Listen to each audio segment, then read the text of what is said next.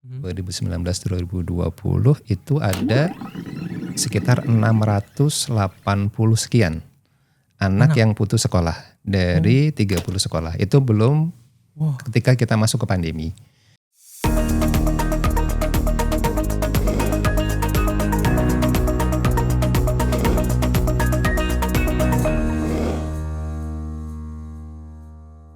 Halo teman SMA, selamat datang di Info Orang Dalam, di mana info seputar jenjang pendidikan SMA langsung dari orang dalamnya. Bersama saya Abu Yana, dan hari ini kita sudah kedatangan Mas Irfan Hari Prasetya. Halo Mas Irfan. Selamat siang. Selamat siang. Ya, Mas Irfan ini teman SMA merupakan ketua tim kesetaraan dan Ketua Tim Kerja Kesetaraan dan Wajar 13 tahun. Betul ya Mas Irfan ya? Betul banget. Dari Direktorat SMA. Nah Mas, kalau di tim kerja Kesetaraan dan Wajar 13 tahun, itu tugasnya apa aja tuh Mas di tim kerja itu? Wajib belajar ya. Jadi ya saya ceritain ya. Oke. Dalam sistem pendidikan Indonesia kita tuh punya permasalahan. Makanya nanti wajib belajarnya jadi 13 tahun. Oke. Oh sebelumnya kan 12 tahun ya? Iya. Wajib belajar 12 tahun. 13 tahun sekarang. Jadi di jenjang SD dan SMP itu partisipasi pendidikannya relatif sudah settle lah. Sudah banyak anak usia SD dan SMP yang bersekolah. Jadi hampir 100%, 99-98. Problemnya ada di PAUD 1 tahun sebelum SD sama di sekolah menengah. Salah satunya di SMA. Di PAUD tuh masih banyak anak usia 1 atau 0 sampai 5 tahun yang belum bersekolah belum menikmati pendidikan para SD gitu ya. Makanya ditambah 1. Kalau di jenjang SMA yang menjadi bidang kita itu dalam konteks sekolah menengah ya, itu masih angka partisipasi pendidikannya baru mencapai sekitar 87 mungkin. 87%. Jadi dari 100 penduduk usia 16-18 itu yang bersekolah baru 87. Jadi masih banyak pekerjaan rumah yang perlu diselesaikan dalam hal partisipasi. Belum lagi kalau kita ngomongin tentang kualitas pembelajaran anak putus sekolah maupun anak yang rentan atau berpotensi putus sekolah. Kurang lebih seperti itu. Jadi dalam hal ini kita berusaha merencanakan, mengimplementasikan program-program yang kemudian tujuannya adalah meningkatkan partisipasi sekolah untuk anak usia 16-18 dengan cara mengembalikan anak yang tidak bersekolah atau ATS sama mencegah anak yang rentan putus sekolah. Kurang lebih seperti itu gambaran yang lebih detailnya ya gitu. Jadi tugas dari tim kerja kesetaraan dan wajar 13 tahun adalah memastikan bahwa angka 87% tadi itu tidak bertambah, bahkan tidak berkurang, bahkan bertambah ya angka partisipasi sekolahnya, seperti itu kurang lebihnya. Targetnya kalau bisa ya sampai 100%. 100% berarti memastikan tujuannya adalah 100% anak usia jenjang SMA semua bersekolah. Semua bersekolah. Nah kan tadi Mas Irfan tuh nyebut ada anak tidak sekolah dan anak rentan putus sekolah. Nah apa bedanya Mas antara yang tidak sekolah dan yang rentan sekolah itu? Rentan putus sekolah. Anak ATS ya kita coba ATS. Terminologi ATS anak tidak sekolah. Itu artinya anak usia sekolah, dalam hal ini anak usia 16 dan 8 sampai dengan 18 tahun yang tidak bersekolah. Dalam hal ini tidak bersekolah tuh karena memang mereka belum pernah bersekolah, kemudian lulus tapi tidak melanjutkan, sama putus sekolah di tengah-tengah mereka menjalani jenjang pendidikan. Jadi dari SMA kelas 10 sampai kelas 12 mereka putus. Jumlah ATS ini lumayan besar untuk usia 16-18. Jumlahnya sekitar 2,7 juta. 2,7 juta jiwa. Dan kita punya PR mengembalikan anak yang tidak sekolah untuk kembali bersekolah. Di sisi lain ada anak-anak yang sudah atau sedang bersekolah, tapi mereka rentan untuk putus sekolah karena berbagai macam kendala yang mereka hadapi. Sehingga kita punya 2 tugas yang kurang lebih spesifik, mengembalikan ATS sama mencegah anak yang rentan agar mereka tidak putus sekolah gitu, kurang lebih. Nah, kalau untuk yang anak rentan putus sekolah itu gimana caranya bisa tahu, oh ini anak kayaknya mau putus sekolah nih. Kan kalau yang ATS kan kayak kita lebih mudah ngebayanginnya, oh dia tidak sekolah berarti masuk nih kategori ATS. Nah, gimana cara mengidentifikasi si anak ini rentan putus sekolah? Kita biasanya pakai 3 indikator. Yang pertama kriterianya atau indikatornya, biasanya anak-anak ini, anak-anak SMA yang sering bolos. Oh, sering bolos. Nanti Bapak Ibu guru atau guru BK mereka punya judgement, mereka punya penilaian tersendiri. Seberapa banyak dalam sebulan atau dalam seminggu anak ini tidak masuk sekolah sehingga mereka bisa dikategorikan anak yang rentan putus sekolah. Sering bolos, kemudian proses belajarnya terganggu, sering nggak ngumpulin PR, nggak ikut ujian, nilai menurun gitu, sama perilaku indisipliner. Banyakan main game online mungkin jadi mabar terus ya. Ya, kemudian sering melanggar tata tertib sekolah. Nah, 3 faktor ini menyebabkan anak menyebabkan anak punya kerentanan untuk putus sekolah. Sehingga kalau kita tidak hati-hati, kita tidak cukup waspada atau tidak melakukan identifikasi secara dini, mereka punya peluang yang besar untuk putus sekolah. Kurang lebih seperti itu. Oke, berarti sekolah-sekolah juga sebenarnya udah bisa mendeteksi ya si ARPS ini dengan catatan-catatan dari gurunya ya yang wali kelas. Benar banget. Nah, berarti peran dari tim kerja kesetaraan dan wajar 13 tahun ini adalah apa Mas dalam si ARPS ini?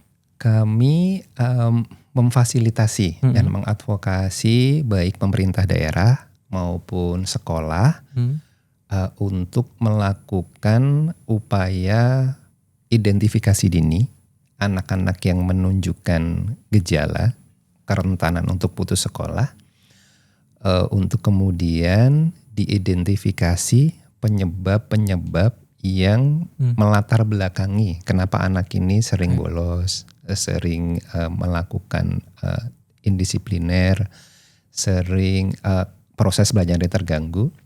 Biasanya ada penyebab-penyebab tertentu tuh ekonomi, masalah keluarga dan yang lain-lain. Nah kalau udah ketemu, jadi teridentifikasi rentan, kita nanti Bapak Ibu guru BK maupun wali kelas itu mencari penyebab utama kenapa anak ini menjadi rentan putus sekolah. Kemudian mereka melakukan pendampingan secara intensif dan individual. Oke, berarti si guru bahkan si dinas pendidikan ini dilatih ya, diajarin bagaimana mendeteksi dan juga bagaimana cara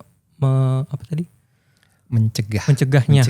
Kurang seperti lebih. itu. Dan termasuk salah satunya adalah pendampingan oleh si wali kelasnya ya. Nah, itu kan berarti pihak-pihak yang terlibat tuh nggak cuma si wali kelas dong. Nah, betul banget. Dalam pencegahan ini pihak mana lagi Mas yang harus terlibat aktif gitu? Ekosistem ya sebenarnya, ekosistem untuk mencegah anak rentan putus sekolah. Jadi yang dalam konteks administrasi atau birokrasi sebenarnya Dinas Pendidikan Provinsi yang menjadi pengampu langsung sekolah-sekolah khususnya SMA. Kemudian dalam hal ini sekolah membentuk yang kita namai sebenarnya namanya bisa macam-macam sih, tapi kurang lebih satuan tugas pencegahan anak rentan agar tidak putus sekolah. Satgas pencegahan ARPS berarti gitu ya. Kemudian mereka juga punya kesempatan untuk bermitra dengan misalnya kalau ada yang punya gangguan psikologis atau masalah psikologis itu mereka bisa kerjasama dengan psikolog.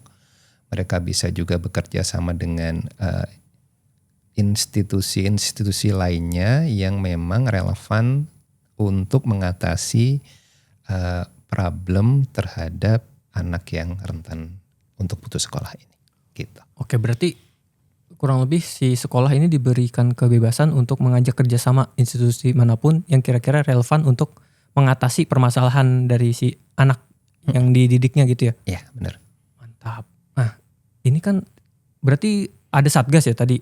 Iya. Berarti ini sebuah gerakan lah atau program gitu? Gerakan. Kita namakan sebagai sebuah gerakan. Dari tahun berapa Mas gerakan ARPS ini? Kita mulai baru banget itu di 2020. 2020 tuh masih melakukan riset ya.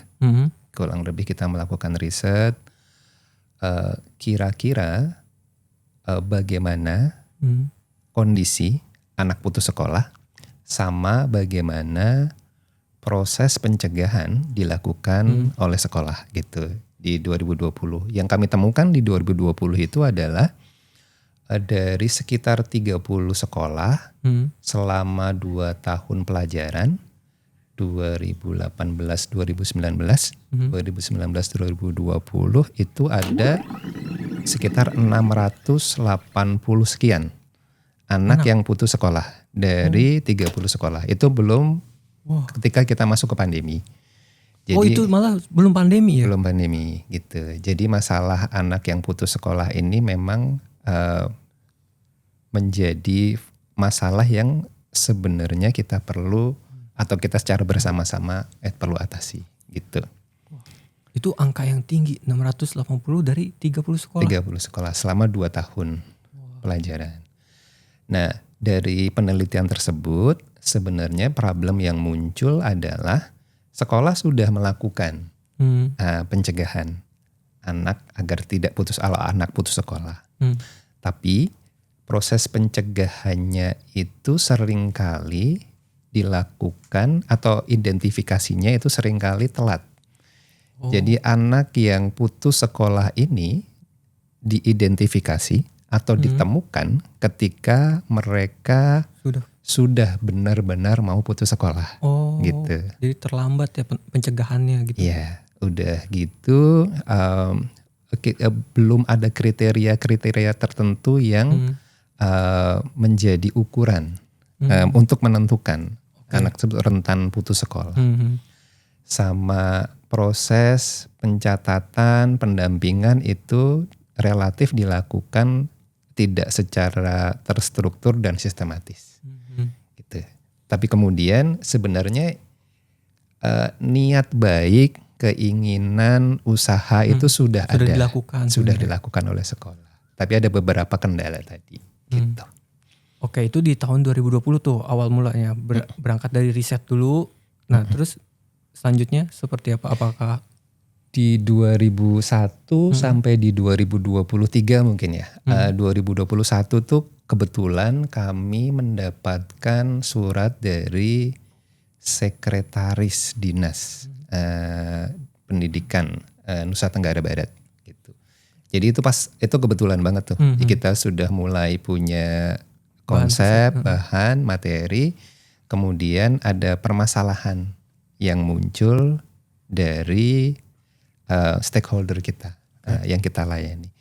Pada akhirnya kita memberanikan diri untuk memulai pencegahan. Waktu itu bentuknya masih program pencegahan atau program afirmasi di 3 sekolah di Nusa Tenggara Barat gitu.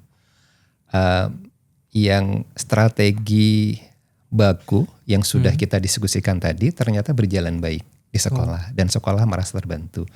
Dan pada akhirnya dari 3 pilot project tersebut atas izin dan komitmen dari Dinas Pendidikan Provinsi NTB diperbanyak. Waktu itu menjadi 43 sekolah. Karena kita sudah mulai ada hasilnya gitu. Ada sedikit banyak kepercayaan diri bahwa ini bekerja atau berjalan dengan baik di sekolah. Waktu itu kita mencoba menawarkan konsep ini kepada Dinas Pendidikan Provinsi yang lainnya. Karena stakeholder kita kan Dinas Pendidikan Provinsi. Pada akhirnya disambut baik oleh Jawa Tengah, Jambi,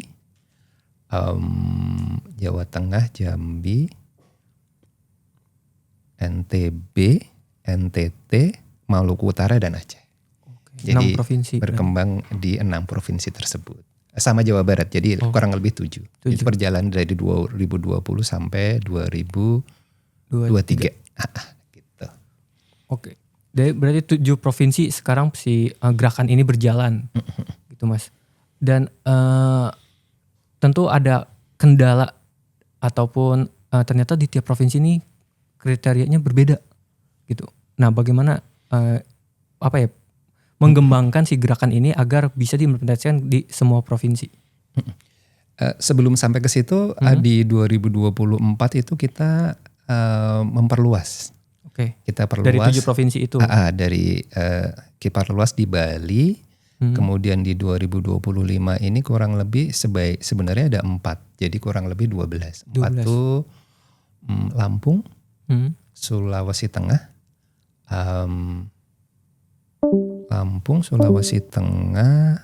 Kalimantan Utara, sama Sumatera Barat. Jadi tahun depan tuh kita punya kurang lebih 12 pilot project di 12 provinsi gitu. Kalau tentang bagaimana kompatibilitas ya, cocok atau enggak sih si struktur atau strategi yang sudah kita susun ini terhadap konteks yang kalau strategi bakunya itu berjalan dengan baik di hampir di semua provinsi ya. Tapi kemudian problemnya ada pada masalah-masalah yang melatar belakangi kenapa anak menjadi rentan untuk putus sekolah. Jadi tiap konteks itu punya uniqueness tersendiri, punya keunikan tersendiri, perbedaan kenapa atau faktor yang melatar belakangi anak tersebut menjadi rentan untuk putus sekolah. Oke Mas, berarti dari 12 provinsi tadi yang ada pilot projectnya ya, terus sudah terdeteksi nih kompatibelnya. Aduh, maaf ya suara saya agak serak. Air hangat harusnya. Iya, jahe ini harus. Kalau air hangat nggak sembuh baru aerobik deh tuh. Waduh, keringetan dong aerobik. Oke, balik lagi tadi ke pilot project di 12 provinsi tadi. Terus kedepannya akan seperti apa Mas gerakan ini setelah dicoba di 12 provinsi? Di 2026 itu karena sejauh ini praktis kita baru menjangkau sekitar 12 kurang 3 itu berapa ya? 8 ya? 8. Nah, jadi di tahun depan tuh mungkin kita punya PR untuk melakukan fasilitasi dan advokasi di Lampung, di Sulawesi Tengah, sama di Kalimantan Utara. Karena Sumber sudah dilakukan di tahun ini. Sama kita perlu memperluas gerakan ini untuk pemerintah daerah atau dinas pendidikan provinsi yang membuka pintu atau punya komitmen untuk melakukan pencegahan. Jadi kami pada dasarnya siap memfasilitasi stakeholder kita, dalam hal ini dinas pendidikan provinsi yang punya concern, perhatian terhadap anak putus sekolah. Oke, berarti provinsi manapun kalau ada yang mau menggunakan bergabung dalam gerakan ARPS ini silakan menghubungi Direktorat SMA gitu ya. Ya, gitu. Oke, silakan Bapak Ibu Dinas Pendidikan Provinsi yang mau melaksanakan gerakan ARPS ini, butuh pendampingan, butuh advokasi, silakan bersurat ke Direktorat SMA gitu. Karena gerakan ini semakin banyak yang mau bergabung, semakin dampaknya akan semakin luas gitu ya. Semakin bagus. Apalagi informasi terakhir menyebutkan bahwa ini kami dengar dari berbagai pihak ya, termasuk UNICEF. Pak Presiden sudah menandatangani peraturan presiden tentang pencegahan dan penanganan anak tidak sekolah. Jadi dalam hal itu entah itu terlepas itu Dinas Pendidikan Provinsi, Direktorat SMA, sekolah maupun lembaga pendidikan yang lain atau institusi itu punya payung hukum yang relatif kuat untuk pencegahan dan penanganan anak tidak sekolah gitu. Oke. Boleh diminum dulu Mas. Maaf nih Mas Irfan ya, tenggorokan saya lagi gak enak. Suka gitu emang gue. Kalau nyanyi dah. Sekasarnya kalau lagi nyanyi. Lebih ke teriak-teriak kayaknya, bukan nyanyi. Maaf ya Mas ya, tenggorokan gatal banget. Apa gue? Ini kayak mau iklan obat batuk dah. Kayaknya harus air panas kali ya. Ima. Hey. Sekarang kita ada ini. Pergantian air Tolong minum. air panas. Yes. Mas Irfan mau sekalian kopi apa? Kopi Goreng. boleh kayaknya. Kopi. Ima sama kopi ya. Ntar aja kopinya ya. Makasih ya Ima ya. Belum diminum.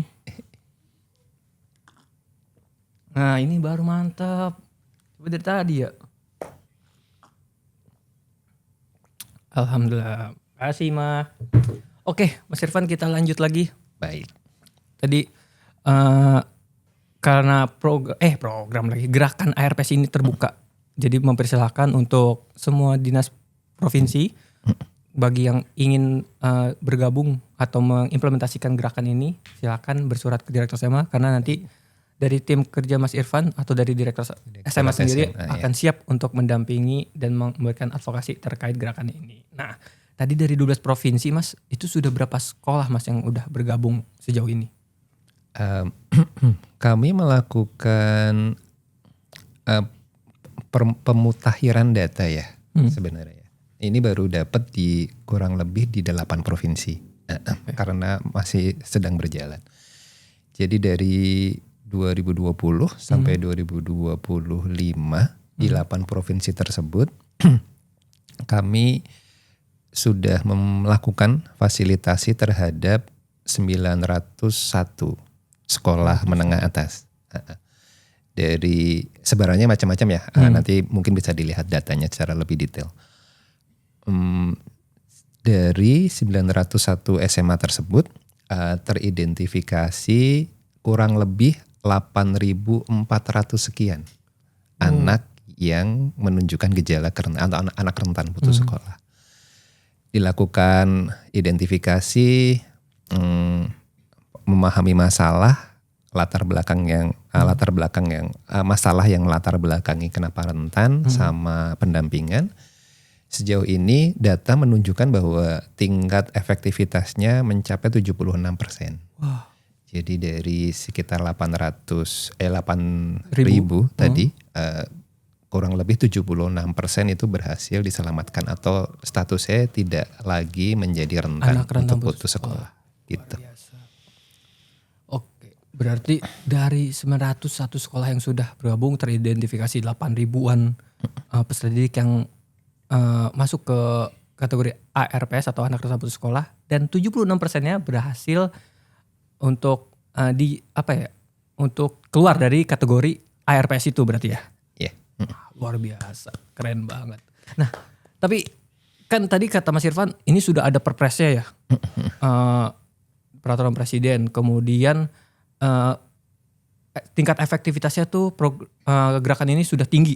Kenapa tetap gerakan Mas? Kenapa nggak jadi program?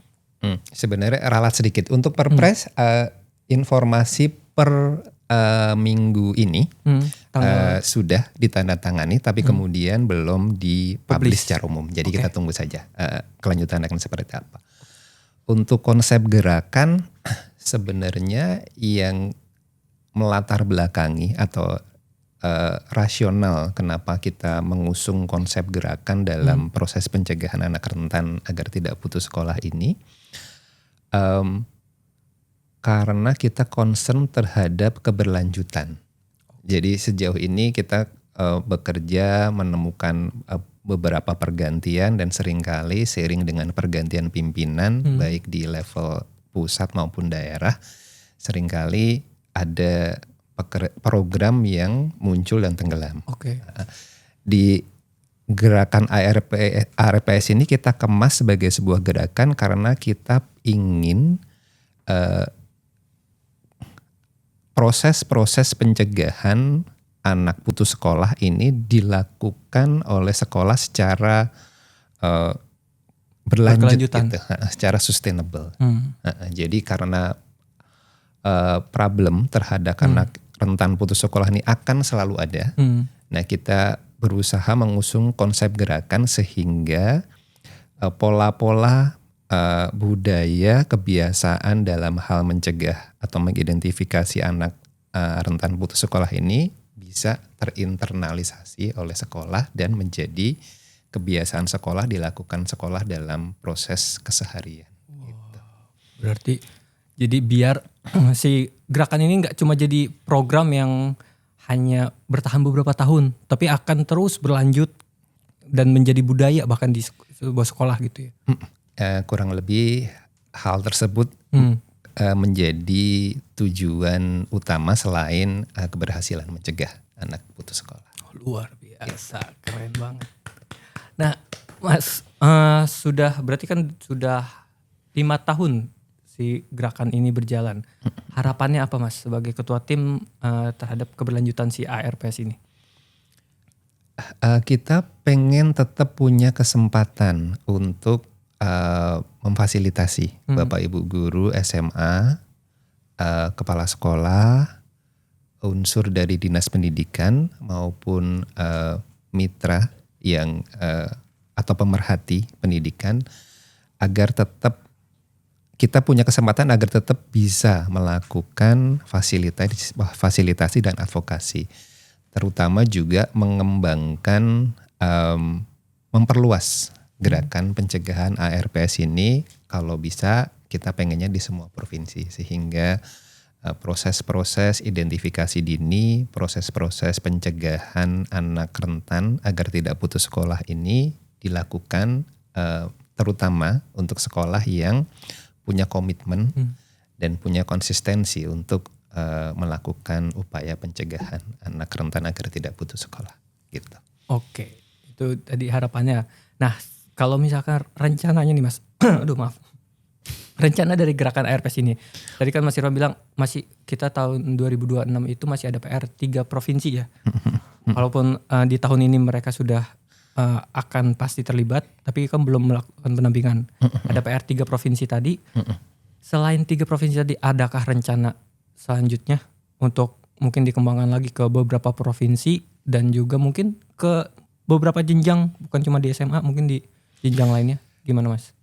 Untuk perluasan kita sangat terbuka sebenarnya. Jadi nanti kita coba ngobrol mungkin, diskusi dengan Dinas Pendidikan Provinsi kira-kira yang punya concern terhadap upaya pencegahan. Tapi kita juga sedang punya rencana menginisiasi atau menambah fitur dari gerakan pencegahan anak rentan agar tidak putus sekolah ini. Karena salah satu problem yang dihadapi adalah ATS itu menjadi relatif cukup besar karena banyak anak yang putus sekolah ketika transisi. Misalnya dari SD ke SMP atau dari SMP ke SMA gitu. Jadi kita sedang berusaha memformulasikan strategi bagaimana kita bisa memfasilitasi atau mencegah anak putus sekolah pada fase transisi dari SMP ke SMA. Nah, kita mungkin akan melakukan banyak diskusi, banyak pilot project mungkin, bagaimana proses-proses atau strategi yang kemudian bisa berjalan efektif untuk melakukan pencegahan pada fase transisi dari SMP ke SMA. Kurang lebih seperti itu. Oke, berarti memang udah ada rencana nih step by stepnya si gerakan ARPS ini ke depannya akan seperti apa gitu ya, Mas. Oke, terima kasih Mas Irfan atas informasinya. Mungkin sebelum kita tutup ada kalimat penutup, Mas, dari Mas Irfan. Bekerja di pendidikan itu kayak lari maraton ya. Kita kerjanya tuh sekarang. Tapi kita nggak bisa ngelihat itu kayak lari sprint. Kalau sprint itu kan cepet, dia akan selesai dalam waktu yang lebih singkat gitu. Bekerja di pendidikan tuh kayak kita melakukan hal sekarang yang kemudian kita perlu lebih banyak bersabar untuk melihat hasilnya. Jadi apa yang kita lakukan sekarang ini mungkin baru akan terlihat hasilnya bisa jadi 5 tahun ke depan atau 10 tahun ke depan. Jadi jangan buat para insan pendidikan, Bapak Ibu guru, guru BK, mungkin kepala sekolah, dinas pendidikan, jangan pernah lelah untuk bekerja terutama buat anak-anak yang memang paling memerlukan keberpihakan kita. Dalam hal ini adalah anak yang rentan untuk putus sekolah. Biar mereka punya masa depan yang lebih baik ke depannya. Gitu. Oke, terima kasih Mas Irfan. Hari ini sudah berbagi bersama kita informasi tentang gerakan ARPS atau Anak Rentan Putus Sekolah. Tadi kita sudah menyimak penjelasan dari Mas Irfan ya, informasi bahwa si gerakan ARPS ini sudah berjalan 5 tahun dan ternyata setelah berjalan 5 tahun itu hasil yang didapat sangat efektif dan bagus untuk mencegah anak putus sekolah sehingga masa depan pendidikan anak-anak tersebut bisa kita jaga bersama gitu. Dan bagi Bapak Ibu Dinas Pendidikan ataupun sekolah-sekolah yang mungkin punya concern yang sama ya tadi terhadap anak-anak yang rentan putus sekolah ini, silahkan bergabung untuk bersama menjalani gerakan anak rentan putus sekolah gitu. Nanti kalau ada mau tahu info lebih lanjut tentang ARPS ini boleh dibaca di mana Mas Irfan?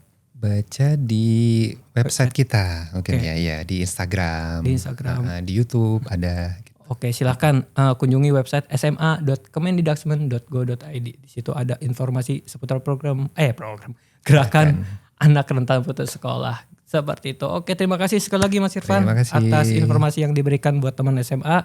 Dan terima kasih buat teman SMA yang sudah menyaksikan podcast ini sampai detik ini. Dan jangan lupa untuk like dan subscribe dan share video ini jika bermanfaat. Dan jangan lupa follow semua media sosial Direktorat SMA biar kamu gak ketinggalan informasi seputar jenjang SMA. Saya Abuyana dan Mas Irfan pamit. Sampai jumpa di Info Orang Dalam selanjutnya. Dah.